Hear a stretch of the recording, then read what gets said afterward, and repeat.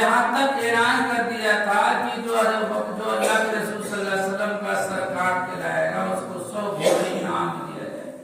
جب ہم تاریخ کی کتابوں کا مطالعہ کریں گے تو جب بھی اسلام پر، جب بھی ایمان والوں پر کوئی آزمائش، کوئی پریشانی آئی ہے تو ایمان والے اللہ پر توکل کیے ہیں، بھروسہ کیے ہیں۔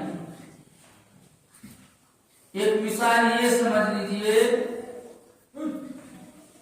جب اللہ کے رسول صلی اللہ تعالی علیہ وسلم مکہ سے نکل کر مدینہ کے لیے ہجرت کیے تو ساتھ میں حضرت ابوبکر صدیق رضی اللہ تعالی عنہ بھی ساتھ تھے۔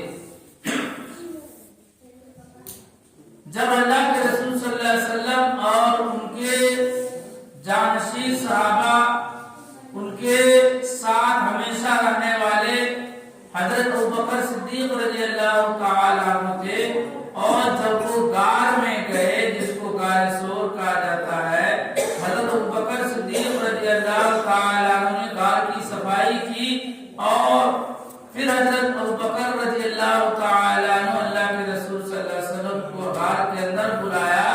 ایک بل ایسا تھا کہ جس کو حضرت ابوبکر صدیق رضی اللہ تعالی عنہ نہیں بند کر پائے، یا کوئی سامان نہیں تھا کہ اس بل کو بند کر پائے، اس میں اپنا ایڑی لگا لیے اور حضرت ابوبکر صدیق رضی اللہ تعالی عنہ کو اپنے جان پہ سلا دیا۔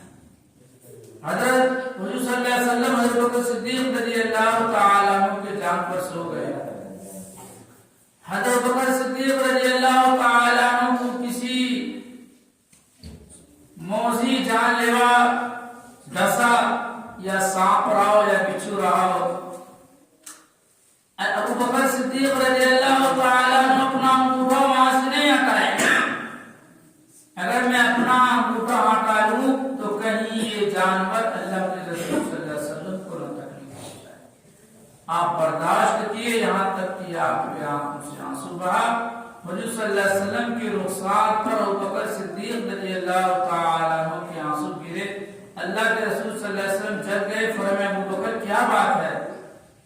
اللہ کے رسول صلی اللہ علیہ وسلم نے اپنا لعاب دہن حضرت ابوبکر صدیق کی انگوٹھی پہ لگائے، جس سے حضرت ابوبکر صدیق کی پریشانی جاتی۔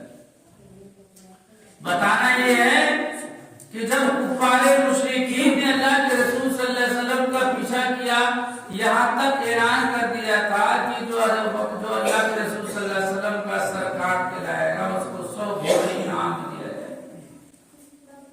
جب ان کے کفار مشرکین تلاش میں نکلے، گھوڑے دوڑا دیے تو وہ لوگ غار تک پہنچ چکے تھے۔ حضرت ابوبکر صدیق رضی اللہ عنہ نے دیکھ لیا ان لوگوں کو، اور اگر وہ لوگ غار کی طرف جھانکتے ابوبکر صدیق رضی اللہ تعالی عنہ صلی اللہ علیہ وسلم کو دیکھ لیا۔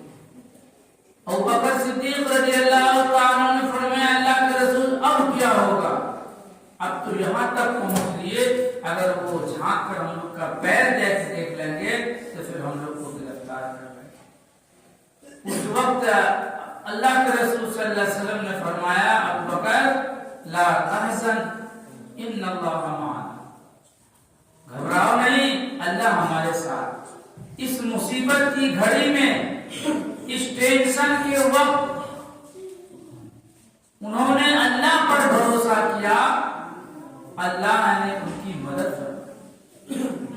تو میرے محترم بزرگ دوستو، ہم ایمان والوں کا بھی تقاضا ہے کہ اللہ پہ بھروسہ کر کے زندگی کو گزارا جائے۔ دینے والی ذات اللہ ہے، لیکن ہم پر اللہ کو بھروسہ کرنا پڑے گا۔ ایک کسان ہے، کھیت میں محنت کرتا ہے، لیکن اللہ پہ بھروسہ رکھتا ہے کہ کھیت میں اناج دینے والی ذات وہ اللہ۔